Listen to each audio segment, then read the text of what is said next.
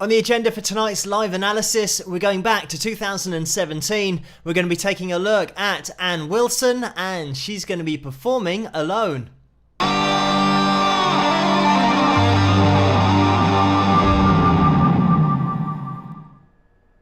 Hello, Phil here from Wings of Pegasus, and welcome to this live analysis. Thank you guys for joining me tonight. We're going to be taking a look at Ann Wilson, breaking down some vocals. We'll also get the guitar out, but probably not as much on guitar tonight, just due to the fact that it is more of a vocal analysis, but we will get Ann up on screen and let's see how she gets on. I will be jumping into this about halfway through. If you want to watch it the whole way through without me interrupting it, there's going to be a link as always in the description below, so you can click on that. But I'll jump in about halfway and hopefully it'll be okay with the copyrights. This is coming from Ann's official YouTube channel, I do believe, so we'll be checking it out and let's get into it.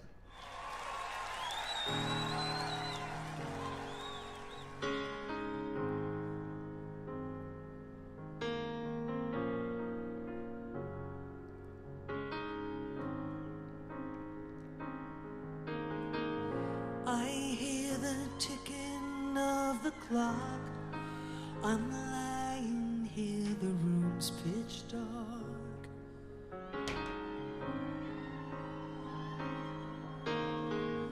I wonder where you are tonight. No answer on the telephone.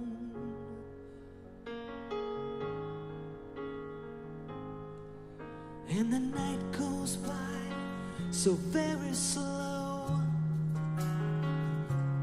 Oh, I hope that it won't end though. Alone.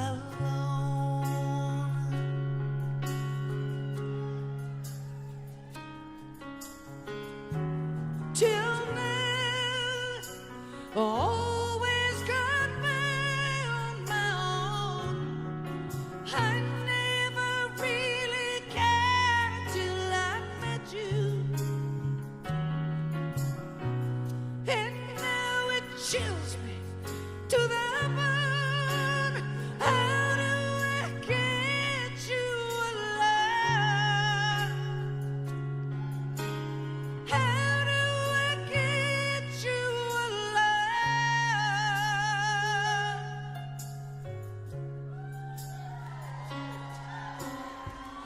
You don't know how long I've wanted to touch your lips and hold you tight.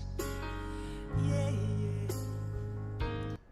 I'm just going to jump in here. This is a really difficult one to jump into because of the feel and the mood and the way that Ann is so expressive when she sings, not only in the physical act of singing, but the way that she moves her arms. And with this performance, it is a dynamic masterclass. This is something that you always get from Ann.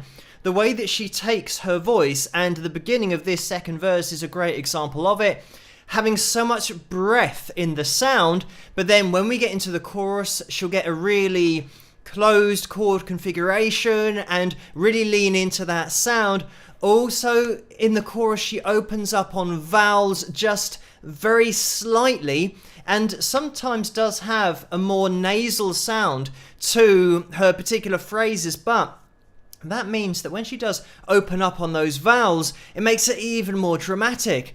And the control that she has throughout her range, it is something that we will be looking at, the notes that she's singing and how low she goes. She's got one of those voices that is so expressive at the bottom end of her range, as well as being able to take her notes way up there. Like I said, we'll look at the notes, but to begin with, we're going to just be looking at the stylizations, for example, vibrato, because it's something that Ann has total control of throughout her range, and she does alter her vibrato. When you listen to her singing in the verses where she's got a lot more air in her sound, allowing more air to go through those vocal cords, she's applying a slightly slower and wider vibrato, but then as we increase in pitch, she then starts to increase the speed of the vibrato, but only very, very slightly, because she's got it under control the whole time. And the reason for this, I think it is totally subconscious that Anne does this and makes these changes because she is such a natural singer and really getting into the feel of each performance.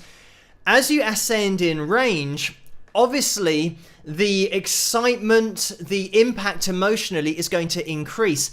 And in order to just have that effect almost 2 or 3-fold, to be even more dramatic, is to apply a slightly faster vibrato, and it will happen naturally when a singer is getting up to that crescendo of the song and the top notes of the song.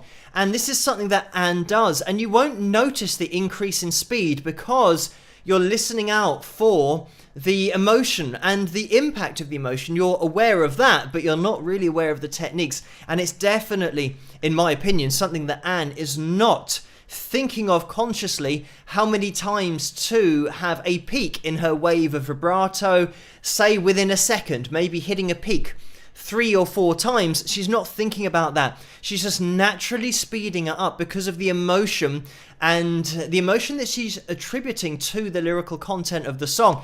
And this is exactly what we get from Anne. It's why it's such an emotional roller coaster, because of that control that she has throughout this whole performance, but just her vocal ability generally. What I do want to just point out is something that I noticed at about 1 minute and 19. So I'm going to take it back, and we're going to be listening out for the vocal change and the opening up of Anne's voice on a wider vowel, and it's on the word care. So have a listen out for this. I'm going to rewind it. I'll try and remember where we got to so that when we resume we can get back into it and make sure we check out the whole performance. But listen out for the word care and how open it is, and then we'll discuss it after.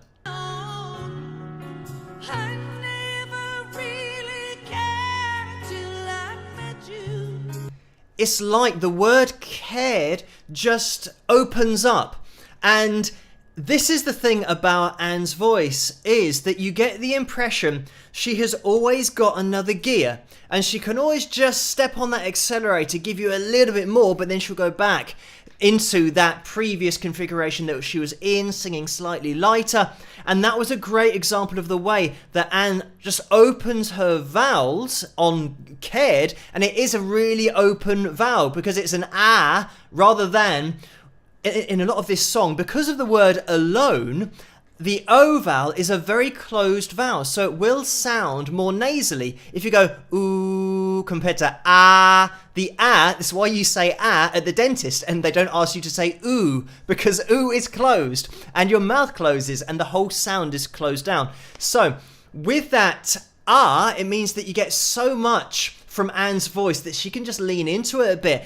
And what I'm also going to point out a little bit later on is, and I'm saying it now, so I'll point it out now, the way that Anne, when she sings alone, she doesn't sing alone and get stuck in the O vowel. She sings alone, and she has a little bit of time on the A vowel and that open vowel before then closing it down. I'll tell you what, let's play the video on a little bit longer because then we can hear what I'm talking about.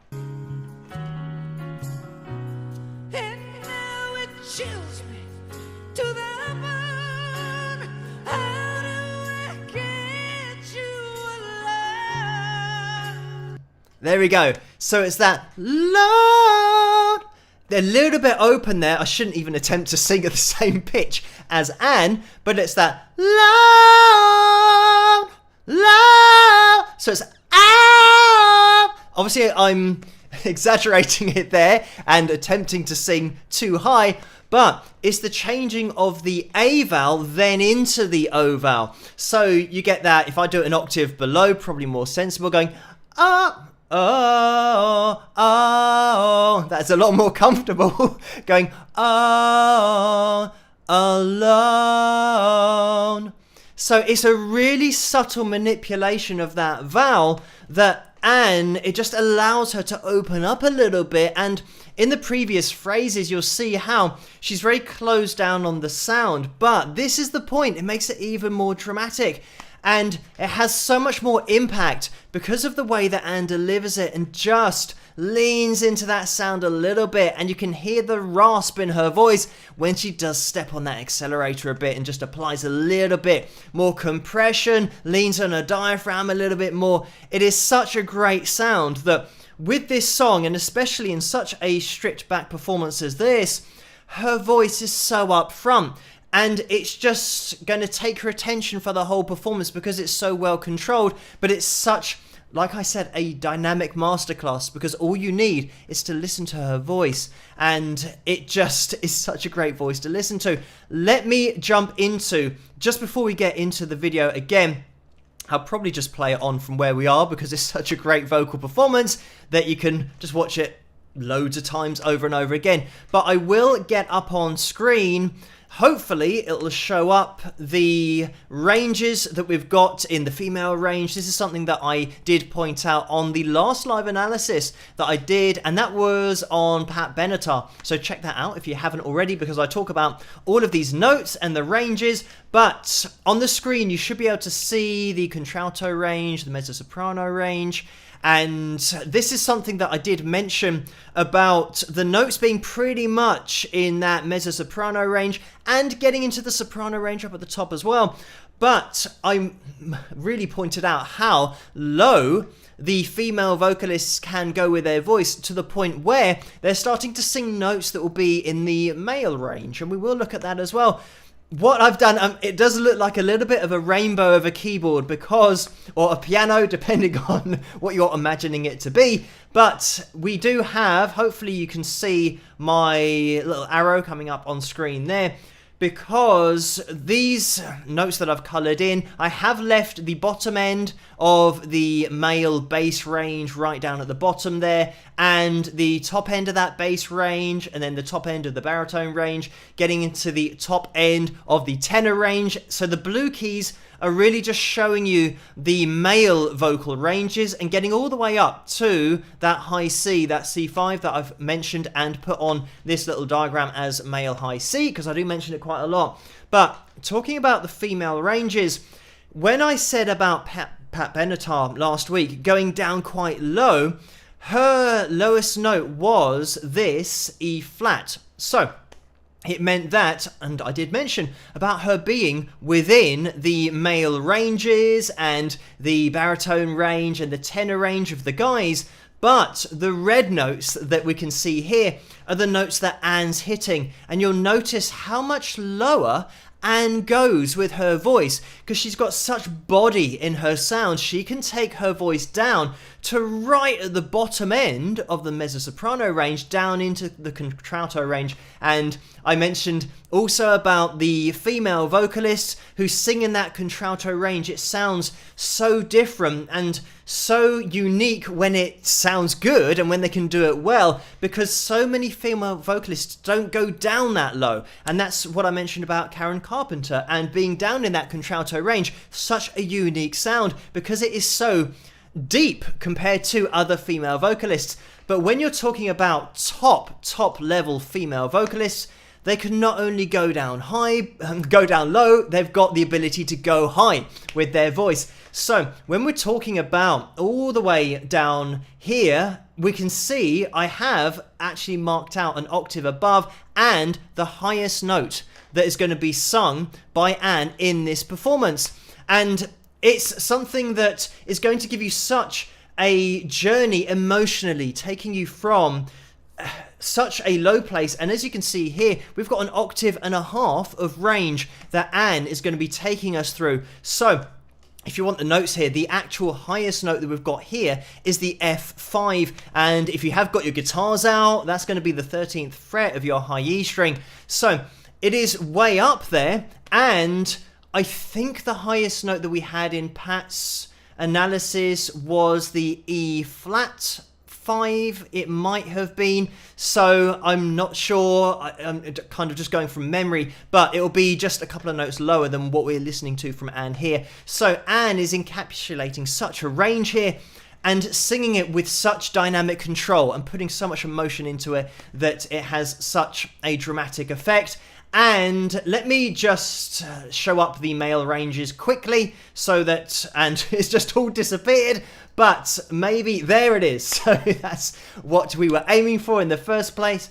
But here we can see the male ranges, and just looking at the same notes as we're going from that B flat. This is where on the other picture that I was showing you, the other piano, this is where Anne was going with her verse vocals, and you can see how it is well within these male ranges. So once we get up to the top, if we then start looking at the high note, obviously now we've gone past where most guys would be able to get to. Like I said, the male tenor high C is that C5, so Anne's going above that. She's going into that top end mezzo-soprano and soprano range, in the middle of that soprano range pretty much. So she's hitting the notes that guys wouldn't really be able to get. So you get the best of both worlds with a vocalist like Anne. She can do so much with her vocal, not only dynamically with the air and then connecting her vocal cords, the emotion, but just pure range. She is just all over it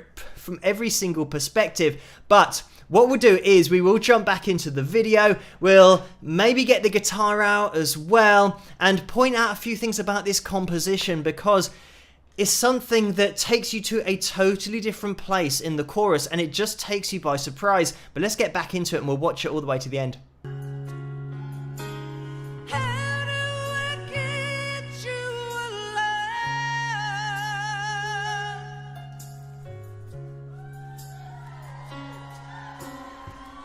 You don't know how long I've wanted to touch your lips and hold you tight. Yeah, yeah, yeah. You don't know how long I've waited, and I was gonna tell you tonight. Yeah, tonight. But the secret is still my own.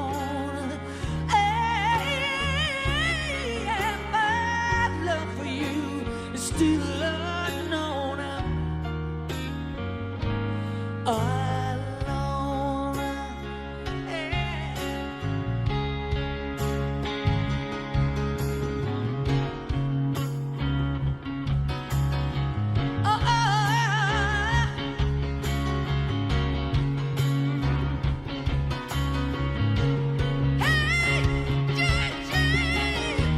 till I've always got my own bound. I never really cared until I met you, and now it chills me to that mood. How do I get you alive? How do I get you alive? Yeah, yeah. Unload. Hey, yeah,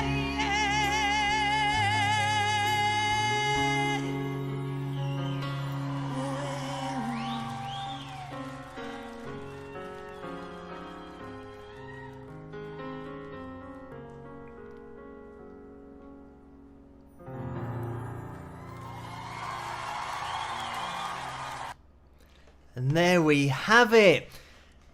And right at the end, this is where Anne just lets rip with that vocal.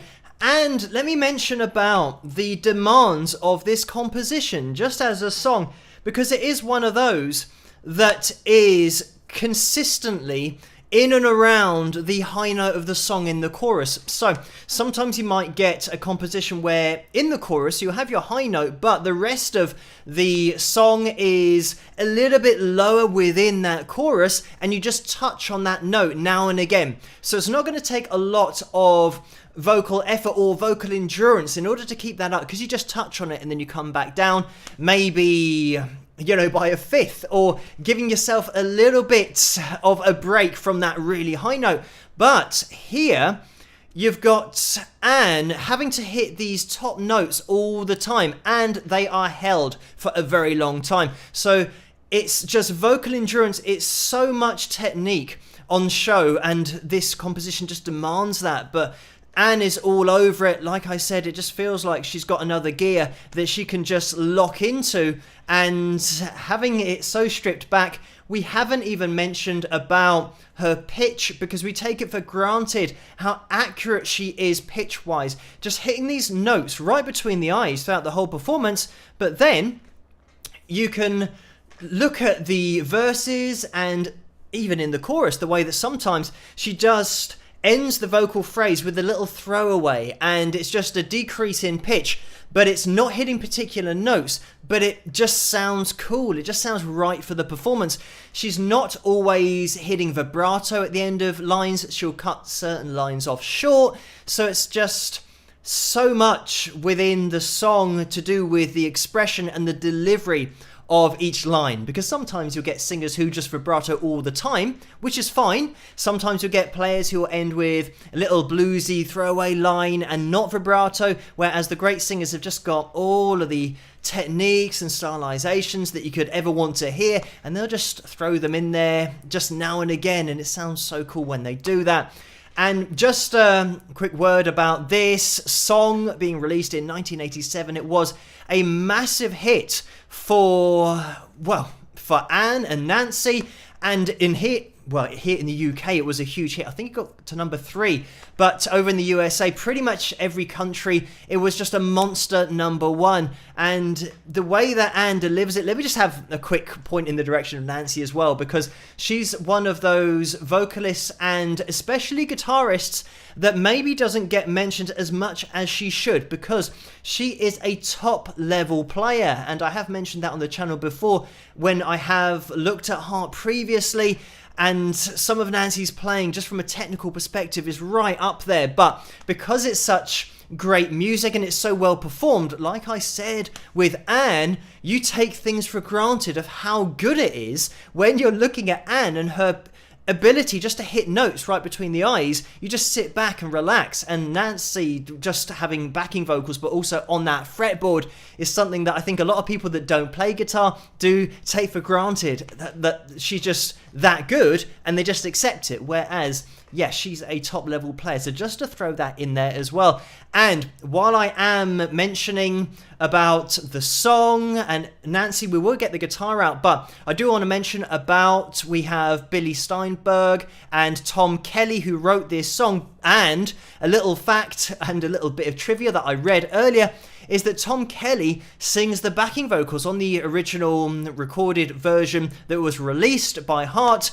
He sang those higher harmonies in the background. So we're talking crazy range there from Tom. So have a listen out for that, because I think a lot of people just assume that that is Anne just double tracking herself and singing those higher harmonies in the background. But if what I read is correct, that was Tom doing it in the studio. So amazing vocal ability. But what I'm going to do is we will have a little go on the guitar, bust it out for a few chords. And I do try and keep these analysis videos under half an hour, or maybe around about half an hour, so we'll see if I can fit this in, because I do want to point out about the chorus and the things about this composition that take it to a totally different place, but also you've got to have a vocalist that can do this in the first place. But anyway, let me get the guitar out and try and not knock everything over while I do that.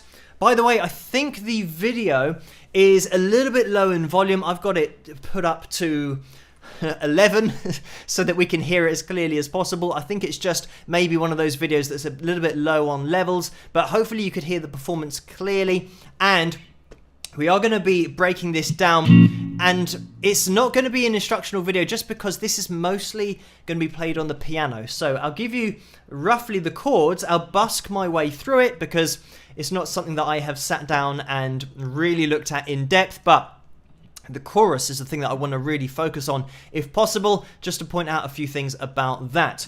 But having this, by the way, there's going to be a lot of flats in this, and it's probably played with a capo. I think it might be played live here with a capo, but I wasn't looking carefully enough. But anyway, I'll give you the chords. We're going to be starting in our B flat minor here, and this is just going to be our verse. And that's it for your verse. So you're going to that B flat minor, then down to the G flat, and then to the A flat.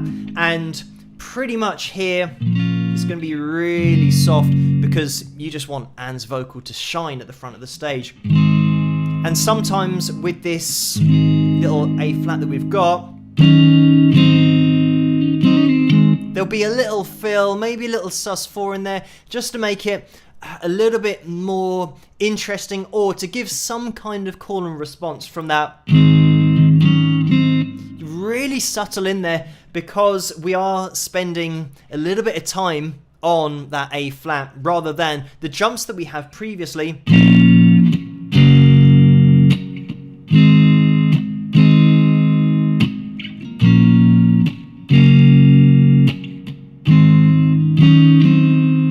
That kind of thing. Just going to it the second time round, you just give it a little bit of something extra, but that will be happening on the piano. But if you are just busking this out on guitar and you want to try and sing along to it, if you're doing a cover of it, then those are the chords that you're going to need. By the way, I play the bar chords with my thumb over the top. If you're playing the standard, thumb behind the neck, exactly same thing, same approach. So that'll be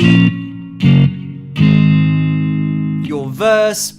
And when we get into this pre-chorus, we're pretty much going to be having our G flat here, and what you might want to do is follow this little rundown, because we have this like that. So it means that as you go down, probably want to follow it in that manner, just to keep those bass notes in there. And then we have, because I don't want this video to go on for too long, but we have this little movement down. And by the way, we've got our G flat here, and the chord that I was playing coming down here, this is effectively cheating a little bit because I want to get the bass note in there. So it means that if we are playing this D flat is where we're going to be at, we're going to play that D flat, but we want to have that extra note in there. So I'm taking the notes from my D flat, but then placing in my first finger, and you don't want to go as far as that high E string, because it will ring out and it's not going to be something that you're going to be hearing on the piano. And this is it, I'm just busking it out. Anyway, like I said, it's not going to be an instructional video, so I'll move on a little bit. So end of the pre-chorus. The great thing here is that when we get into the pre-chorus, this is, the D flat is what sticks in your mind. And everybody, whether you're into music from a technical perspective or a theory perspective, you don't even need to be into it or know anything about music. Pretty much your brain stores this information because it's a language that everybody speaks. So it means that when this D flat comes in, you're expecting to hear till now. That's the always gone by on my own. That's what your brain is expecting to hear. Even if you know nothing about music, you have to trust me on this, because that is setting your key or your tonal center or something that is going to be relatable for the rest of the melody that you're going to be hearing over the top. And if it's not the major, because this goes to a minor chord in that chorus, we go till now.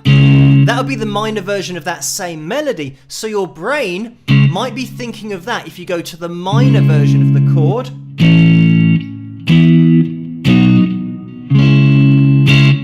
Like that. So your brain is expecting one of those two things, but we go through a modulation, a key change. The tonal center shifts completely to this E flat minor, which is totally out there. And this is why when you're listening to this song, the chorus just hits you like a ton of bricks, because you're not expecting it on any level, because you're expecting it to be at least related to the key that we're in, but we have a sudden shift and we jump up. And this is why you need a fantastic vocalist to pull this off, because the melody has now jumped a tone higher than you would normally jump to. Even if we went to there, till now, that is still a jump, and a significant jump from where we were in the verse. But because we've now gone up a tone, the jump is even more exaggerated. We've gone a whole different to a whole different place. It's a crazy jump in pitch, and this is one of those songs that unless you've tried to sing it, I had a little go, obviously, like just singing it with a male voice and with a male range.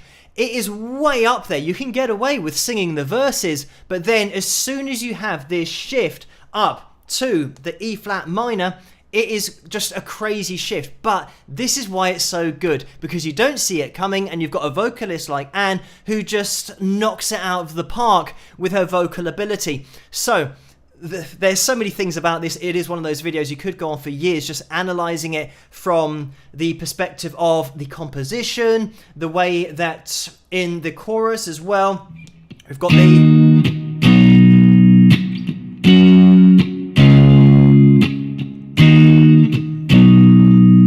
and the melody over the top of this, by the way, just is fantastic. It is so melodic, it is so catchy, and it's just great to listen to just the whole way through.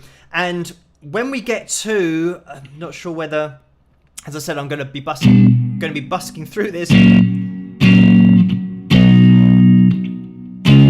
the second half of the chorus, I think we're ascending. I might just have a little run back, because there's two halves of this chorus, I do believe, if the notes in my head were playing back correctly.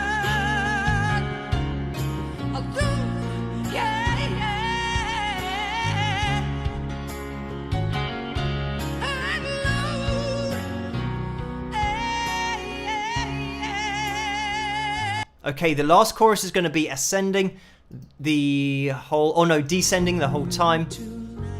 Let me take it back. Now it chills me to the bone.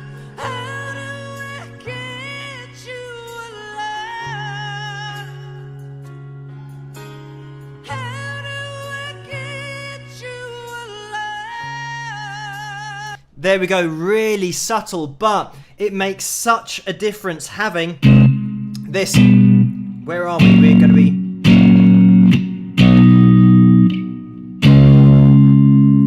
So yeah, we've got this, effectively that G flat, and it's going to be over the B flat if you're wanting the chords, but we've got this ascension with the backing on the key phrase of the whole song, and the vocal sitting over the top just sounds so good melodically over the top of the ascending chords compared to the chords that we had before. So at the end of the chorus, we've got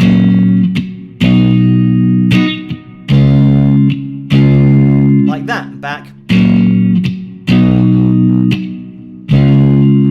So we've got fewer chords that the melody is now sitting over the top of vocally, and because there's fewer chords, it means that you can now focus on the vocal even more for the tagline of the song. And just to play the first half of the chorus, we have this.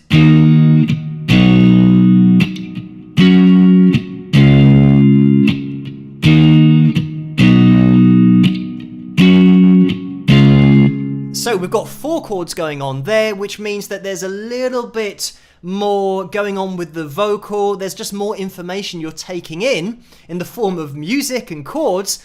So then by the time we get to that ascension in chords, because we've got less going on, we can focus more in on the vocal. I am looking at this in real detail, but it's these tiny things within the composition that you have 2 halves of a chorus that are totally separate, but one leads you into the next, and that final section means that Anne's voice can just expand and you can appreciate it, and she just hits those top notes dead on and has control of the vibrato the whole time, and it's just a fantastic performance. And when you're talking about one of the top female vocalists of all time, especially if you're into this kind of music as I am, it's kind of verging on that hard rock because of the rasp that she has in there as well. It's that melodic hard rock, just touching. I wouldn't say it's getting really heavy. I know that I did mention Pat Benatar just in terms of range earlier in the video, and she was very much hard rock, bordering on metal with her rasp that she added to her sound. But Anne has got the ability to give you a really clean vocal if she wants to. She does in this performance. It's such a dynamic masterclass of giving you notes with air in the sound, giving you notes that are just a really clean vocal cord connection with no rasp, and then hitting notes at the top end of her range with rasp, with a full connection of her vocal cords. So she just gives you every single bit of technique you could want to hear just in one vocal performance, and it's just on a totally different level. But anyway, I know that I've gone on a little bit just talking about the chords and the way that this has been put together. But thank you guys so much for tuning in to this live analysis. I hope you have enjoyed it. And by the way, thank you, Lisa, for that $5 donation.